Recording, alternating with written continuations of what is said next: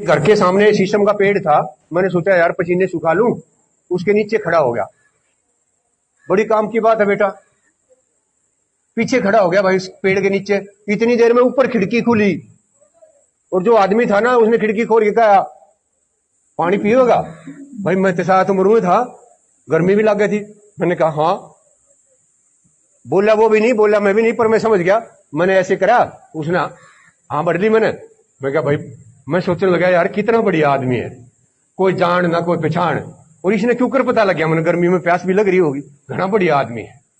खड़ा रहा, हमें 5 मिनट होगी, 7 होगी, 10 मिनट होगी, आया है ना। मैंने फैसला बदल दिया, अच्छा घटिया आदमी है ना, ये पहना था तो मैं क्यों खड़ा कर दिया, अपने घर तो जाता।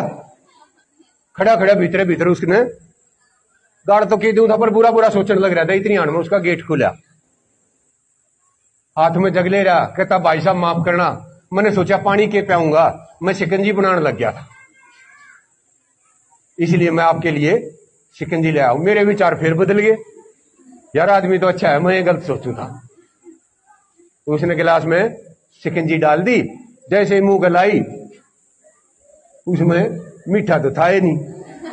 मैंने सोचा यार अच्छा बेवकूफ आदमी है, इतनी देर तक खड़ा रहा, क्या मीठा ना है था तो क्या ही शिकंजी लाया था। इतनी आड़ में उसने पुड़िया निकाली। भाई साहब मैंने सोचा कदे शुगर सागर हो, बताओ कितनी चीनी मिलाऊं।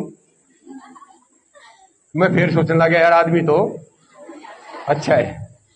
हमारी सोच इतनी जल्दी जल्दी बदलती है कि हम अगले को समय भी नहीं देते कि वो अच्छा है या बुरा है।